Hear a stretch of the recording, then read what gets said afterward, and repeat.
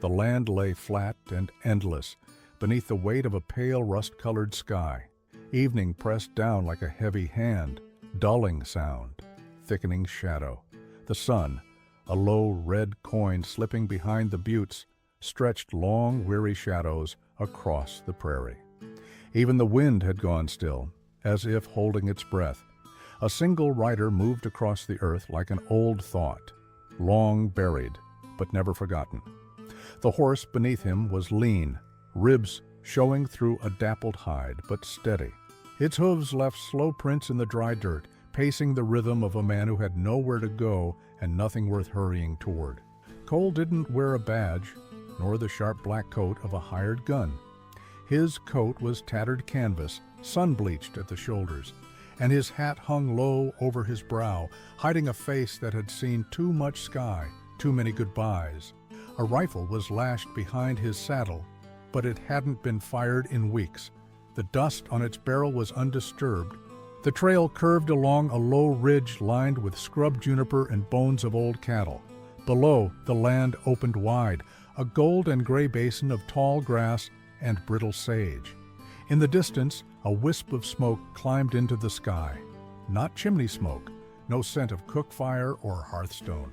This smoke was black, oil-thick, born of kerosene and violence. Cole pulled the reins and stopped. He didn't speak. He never did unless it mattered, but his jaw tightened. The horse shifted under him, sensing the change. He watched the smoke for a long time, unmoving, the way men do when they are choosing between the life they promise themselves and the one that won't let go. Then, without a sound, he turned the horse downhill. The homestead had once been tidy, the kind of place built with hope. Clapboard walls painted white, a porch with a swing, a windmill creaking soft songs into the dry air. Now the roof sagged in on itself. The barn lay open like a broken rib cage, scorched beams pointing skyward. The soil was blackened, seared. Nothing stirred. Cole dismounted slowly. Dust lifted around his boots as he stepped forward, hand near the worn leather grip of his revolver, but not drawn, not yet. He moved with the patience of a man who's walked into death before and learned it doesn't need to be rushed. Something shifted near the collapsed doorway of the house. He paused. Then a soft sound, not quite a whimper, not quite a breath, rose from the shadows. Cole stepped inside.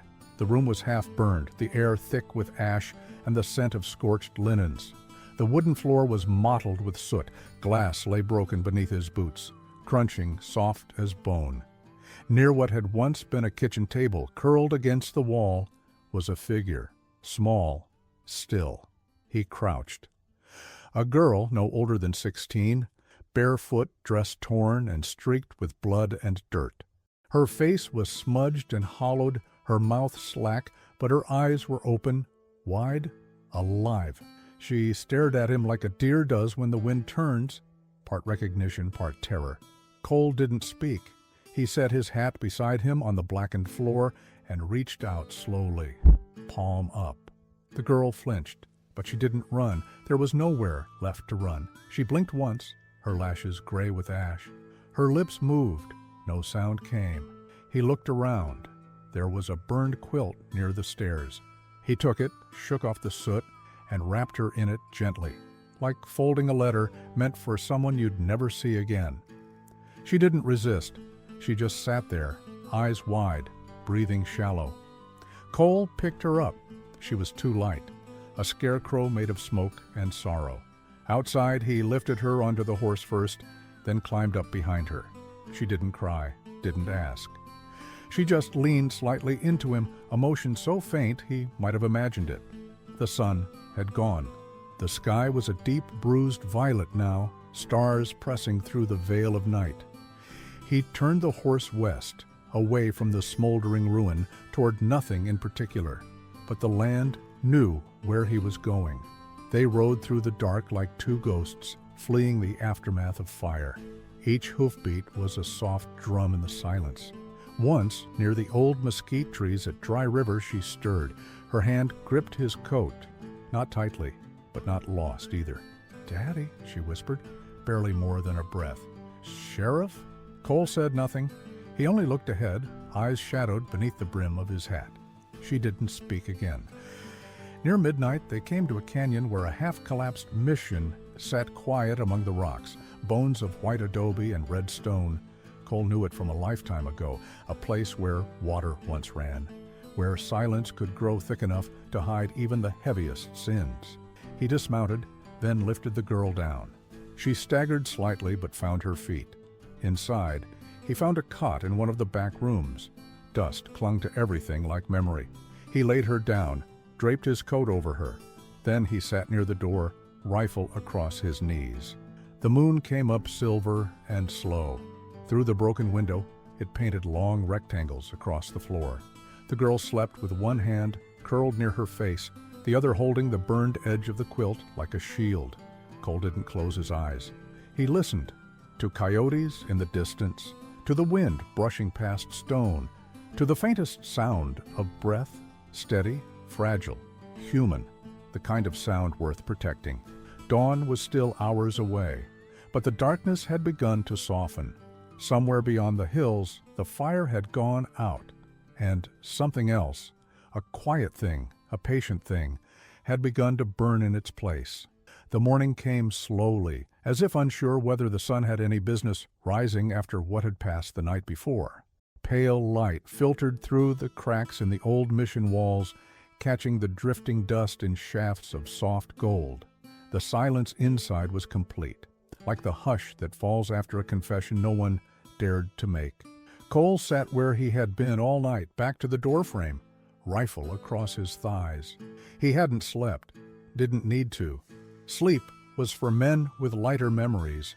His eyes, gray as smoke and just as unreadable, stayed fixed on a narrow slice of desert beyond the window. Nothing moved out there except the wind curling over the canyon floor. Behind him, the girl stirred, a dry, fragile breath, the sound of shifting limbs against old canvas. A soft exhale, as if the body had to teach itself how to wake without fear. She sat up slowly. Blankets fell away from her shoulders. The quilt, once white, now streaked with soot, clung to her like a second skin. Her hair was tangled and streaked with ash, but thick chestnut-colored beneath it. The fine strands caught the morning light like thread pulled from old earth. She didn't speak. Cole didn't turn. Instead, he took a small tin cup from the corner and stepped outside. The old well behind the mission still gave water if you asked politely and waited long enough. He drew it up, slow and creaking, and filled the tin. When he returned, the girl was sitting upright on the cot, her eyes tracing the cracks in the wall like they might form some kind of map. He handed her the water. She took it with both hands, drank slowly, carefully. Each sip seemed to land heavy in her chest, like she hadn't swallowed anything in days. After a while, she looked at him. There was no fear in her face anymore, only a tiredness too deep for her age. "Name?" Cole asked, his voice low and dry. She hesitated. Then, "Sarah." Her voice cracked like dry bark. She coughed, drank again. Cole nodded once, just once. She watched him a long while. There was a question in her eyes, the kind children ask when they haven't quite decided if the adult in front of them is real or imagined. Then she asked, "Why'd you come?" He didn't answer. The question hung there a moment, then drifted off like smoke. They stayed in the mission for 2 days. The wind came and went through broken arches, whistling lullabies to no one. Birds circled high, keeping distance. The place had the feel of a graveyard, but it was better than the wild. Cole fixed the shutters so the sun wouldn't burn her. He boiled what little rice was left in his saddlebag. He didn't talk unless she did, and she rarely did. Sarah would sit by the window, the quilt wrapped tight, staring into the canyon below. Her eyes were always wide open, but inward somehow, like she was looking through things, not at them. Cole watched her, quiet. On the second night, just after dusk, she asked, "They're coming, aren't they?" He didn't ask who she meant. "Bandits don't burn a ranch just for fire," she added. He nodded. "I remember the man who grabbed me. Had a snake tattoo on his neck." She paused. Her hand clenched the quilt. He laughed when I screamed. Cole didn't speak, but his jaw twitched slightly. "Are you a sheriff?" she asked. "No." "Then why'd you save me?" He looked at her then, not with surprise, just the weight of full attention. "Didn't plan to," he said. "Just didn't ride away." She nodded like that made some kind of sense. The moon had risen, silver and half full, hanging crooked over the canyon. Coyotes called in the far distance, long and lonesome. Sarah lay down on the cot again, but didn't close her eyes.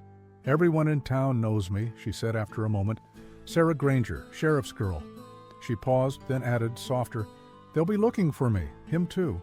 Cole didn't move, just stared out the door. "Think they'll come for me first?" she asked. "Maybe." A silence fell between them. Then he stood, went to his saddlebag and took something out, a length of rough cotton, torn clean.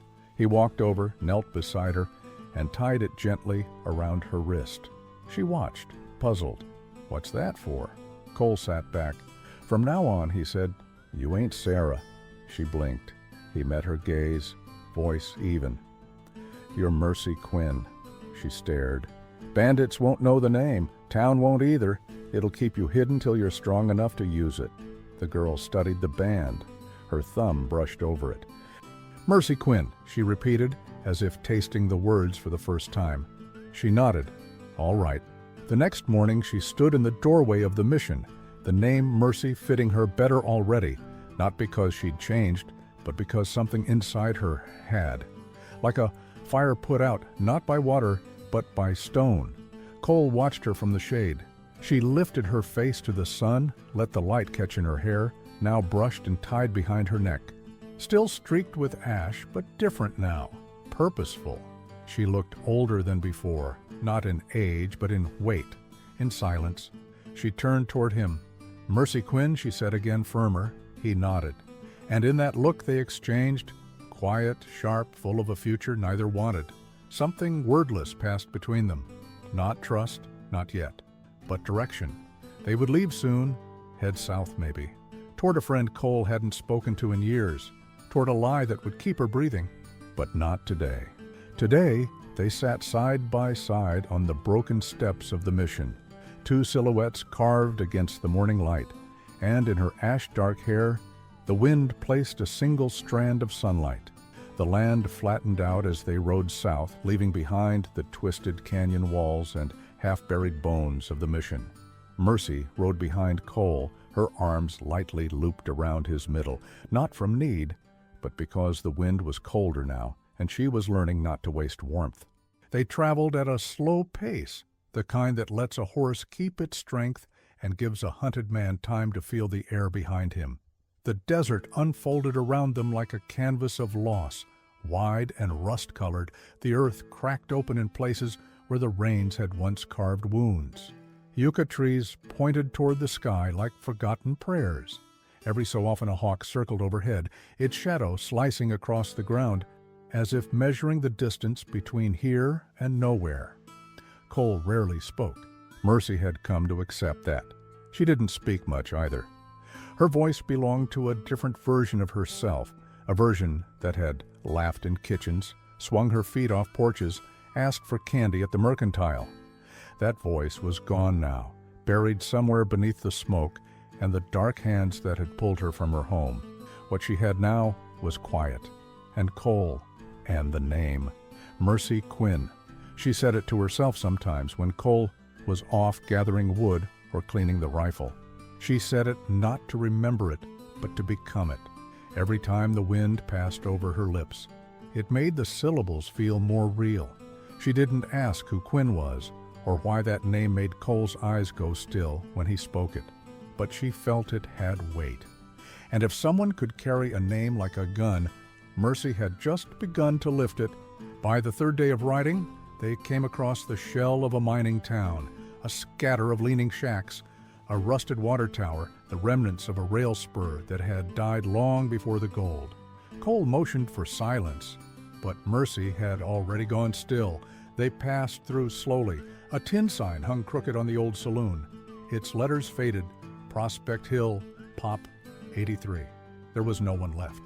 They made camp beyond the ridge, where the land cupped into a shallow basin filled with scrub and old mesquite. Cole built the fire low and narrow, hiding the flame with a ring of rocks. Mercy helped gather the kindling. She watched how he moved, how his hands never fumbled, how his ears stayed tilted toward the wind, even when he seemed to be resting. That night, after the fire had burned down and the stars were bleeding across the sky, she spoke.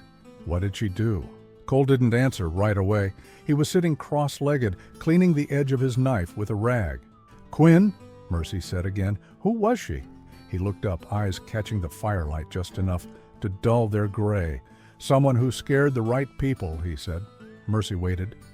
She could feel the story hiding behind his teeth like a loaded chamber, but it never came. Instead, he handed her something small wrapped in cloth. "What's this?" "Charm." "Elena," she unwrapped it carefully. Inside was a locket, tarnished, heart-shaped, no shine to it anymore. She held it up, felt its weight in her palm. "Don't open it," he said softly. "Not yet." "Why?" "Because it only opens when you're ready to remember something." Mercy stared at the locket, then closed her fingers around it. She wore it the next day, not like jewelry, but like armor. On the fourth day, as the sun leaned toward its golden slouch, they spotted movement to the north. 5 riders, distant but deliberate, trailing the hills like they belonged to them. Cole saw them before Mercy did. He didn't panic, just turned the horse and led them into a narrow arroyo, one of the many scars the land had learned to keep hidden. They waited there as the riders passed along the ridge above. Mercy counted their shadows. Only 4 now. She didn't ask where the 5th had gone. When it was quiet again, she looked at Cole. "That snake tattoo, I'll never forget it." Cole didn't speak, but he touched the grip of his revolver once, like a memory had brushed his hand. They stayed in the arroyo that night. No fire. Coyotes yipped somewhere out in the brush, their voices sounding more like laughter than hunger. Mercy lay on the cold ground, watching the stars slide past the rim of rock above. She felt the locket press into her chest, and for a moment she imagined it pulsing, like it carried its own breath. She didn't open it, not yet. She whispered her name once more before sleep took her. Mercy Quinn. It felt heavier now, like it had teeth. By the 5th day, they reached the outskirts of a place Cole called Las Almas. It wasn't marked on any map, and it wasn't really a town. More of a shiver of buildings huddled against a dry riverbed. A church with no steeple. A bar with no doors. People lived there, but they lived like ghosts, quietly, without questions. Cole knew someone there, a woman named Amelina. She ran a one-room boarding house and wore black gloves even in the heat. She didn't ask who Mercy was, only looked once at her eyes, then offered Wack water and a cot without a word. Cole paid in coin, old coin, Mexican silver. That night, Mercy sat at the edge of the narrow bed and opened the locket.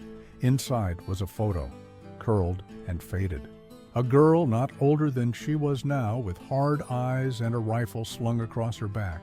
Beside her stood a man, younger than Cole was now, with the same gray stare. She closed it gently. "Was that you?" she asked when Cole returned. He didn't answer, just sat by the window watching the street below. "You were Quinn," she said softly. Cole nodded once. "She gave it to me, long time ago. I gave it back. Now it's yours." Mercy turned toward the window. Outside, the town of Las Almas slept. Somewhere beyond its edge, men were still riding, laughing, hunting, burning. But here, in this strange pocket of quiet, the name she carried, Mercy Quinn, had begun to wrap itself around her like bark on a tree.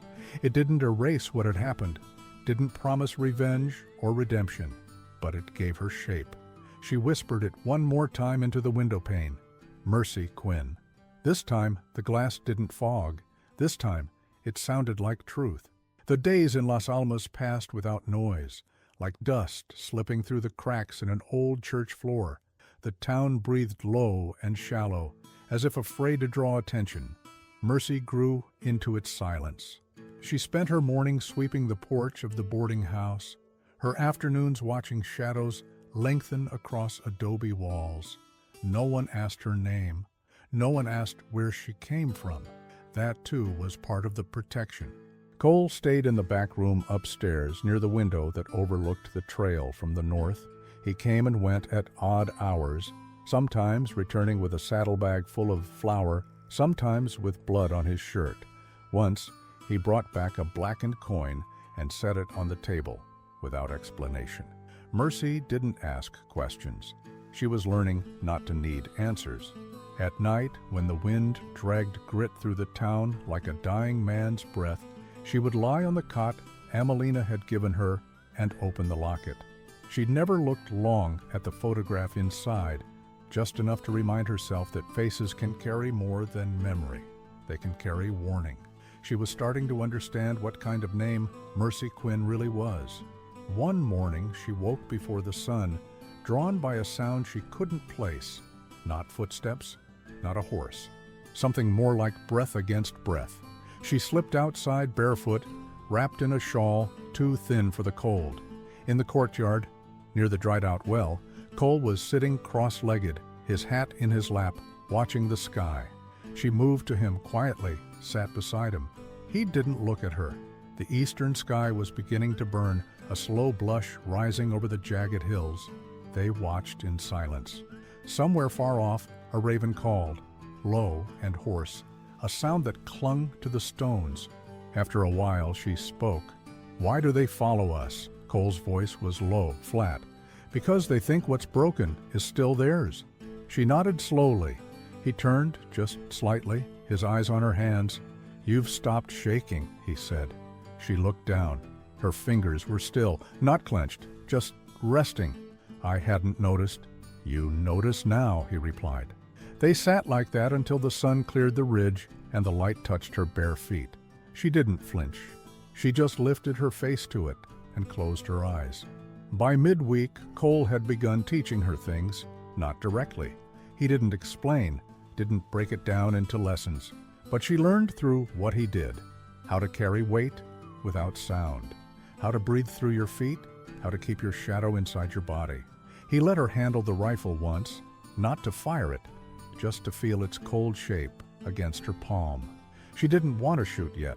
Mercy knew the time would come, but not yet. One evening they walked to the dry creek bed just outside town.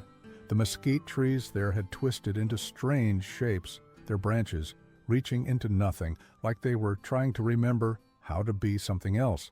Cole knelt and touched the dirt. Dry, no sign of tracks. Then he handed her something small, a stone, smooth, dark oval. She turned it in her fingers. "Why this?" He didn't answer, just pointed to the shallow pool near the bend in the creek, the only place water still collected when the rains came, which was rare. "Put it in," he said. She walked to the edge, knelt, and dropped the stone into the water. It sank with barely a ripple. She looked back at him. He spoke softly. "Some things disappear quiet. That don't mean they're gone." The bandits came 2 nights later, not with rifles raised, not shouting. They came like shadows, 4 of them moving through the main road of Las Almas as if they'd never left. One had a snake tattoo coiled around his neck. Mercy saw it from the window, and her stomach turned to iron. She didn't cry, didn't run. She just closed the locket and turned toward the door. Cole was already gone.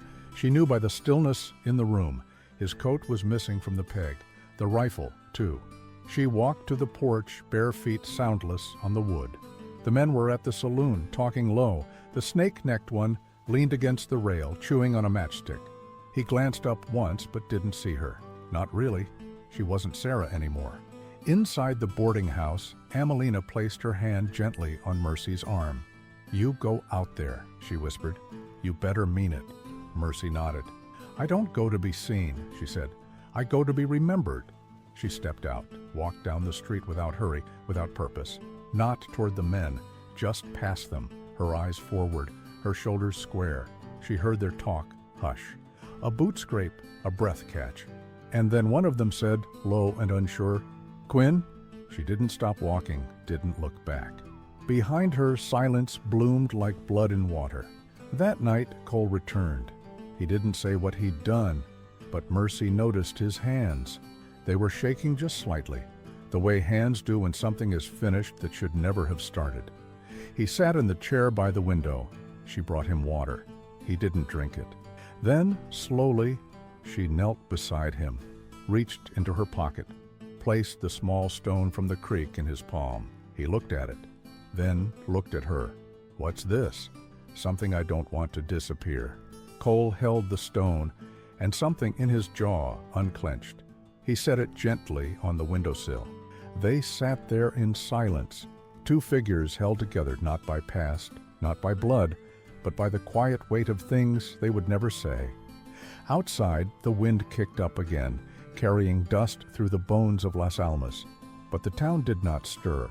The bandits did not return. Mercy Quinn did not hide. She only watched the stars emerge one by one across a sky that finally didn't feel so empty. Rain in the desert comes like a memory long denied. Not fast, not loud, but slow and deliberate, the way grief settles in a man's bones after too many years pretending it isn't there. It began as a scent, first. Earth waking under the weight of water it had forgotten how to hold. Then the wind shifted, cooler than it had been in weeks. The sky bruised dark and wide, and Las Almas fell into a hush deeper than usual, as though the whole town held its breath. Mercy stood in the threshold of the boarding house, arms wrapped in a wool shawl, watching clouds roll over the eastern ridge like smoke from an old war. Her bare feet touched the wet wood of the porch, and she didn't flinch. Behind her, the scent of coffee and rust hung in the air. Beside her, the locket lay cool against her collarbone, pulsing in time with her breath. Cole had been gone for 2 days. No note, no warning, but Mercy wasn't afraid, not anymore. She had stopped asking herself whether she was still Sarah Granger, the girl who had been taken from a burning home, barefoot and broken, no longer fit the shape of her shoulders. The silence she wore now wasn't the silence of fear. It was a presence, a kind of strength not built on noise. She was Mercy Quinn now, in full, without hesitation, and that meant she knew how to wait. In Las Almas, time didn't run straight. It meandered, lingered, forgot itself. The rain finally came just before dusk. Thin needles at first, then thicker, slower, steady. The kind of rain that doesn't rush, the kind that makes you remember everything you meant to forget. Mercy stepped out into it. Let the drops gather in her hair, trace the slope of her jaw, soak through her sleeves. No one else stirred. From the church, a bell that hadn't rung in years gave a single soft clang. Whether by wind or accident or ghost, she couldn't tell. She walked through the middle of the street. Boot prints pooled with water behind her. At the edge of town, past the broken fence where the old cattle trail dipped into scrub, she stopped. He was there, Cole, his coat soaked through, hat dripping, rifle slung low across his back. He looked older, tired, but his eyes still held that silence she knew, the one that had carried her from the ashes and given her a name worth carrying. They didn't speak. He stepped closer. Between them, the rain fell louder now, soft drumming on the tin roof behind, splashing into the dust that had waited all year to be forgiven. Cole reached into his coat pocket, pulled out a folded piece of cloth, dark red, almost black with age. He handed it to her. She unfolded it slowly. Inside was a badge, worn smooth, edges dulled, the star still faintly etched in the middle. She looked up. Cole said nothing, only met her eyes. "No law left in that thing," she said after a moment. "No law," he agreed. "Just a shape, same as a name." She held the badge in her palm, then closed her fingers around it. "Will they come back?" Cole looked toward the hills. "Not if they know you're still Quinn." "What if I'm not?" He paused. "You don't need to be," he said. "You already were." The rain softened, turned to mist. She took one step toward him, then another. Their shoulders touched. Not hard, not dramatic, just enough to carry weight. Then, slowly, wordlessly, they turned back toward Las Almas. No one came to greet them. No one asked where they'd been. Mercy walked through the town like someone who had always been there, only newly remembered. At the boarding house she paused, turned toward the open land one last time. Rain shimmered across the plains in soft veils. the ridgelines blurred with distance. Cole handed her the locket once more. She hadn't realized it had slipped free of her collar. She opened it again. The photograph inside had faded further in the wet, edges curling like old bark. But the face still stared back, hard eyes, rifle on the back. Mercy looked up. "I'm not her," she whispered. "No," Cole said. "She's you." A small smile tugged at her mouth. Then she reached forward and set the locket down on the porch rail. Left it open to the rain. Cole didn't stop her. Some names were meant to be passed on. Others were meant to be laid to rest. In the weeks that followed, no one asked where Mercy Quinn came from. No one needed to. She swept porches. She listened to wind. She watched shadows. And when someone new came to town, a stranger, too loud with his boots, too curious with his questions, he looked once at her and decided not to ask. Sometimes the weight of a name is heavier than the weight of a gun. Sometimes it's all you need. Months later, after the rains had left and the creeks had bloomed and dried again, Mercy stood alone at the edge of town. A mare grazed nearby. The sky was wide and bright, clouds stacked like slow-moving ships. She wore her shawl still, but her eyes had changed. In her palm was the old badge. She dropped it into the dirt, turned away, and walked back toward the town that never said her name wrong. In Las Almas, some said she came from fire, others from dust. But those who mattered knew the truth. She came from a name, and that was enough.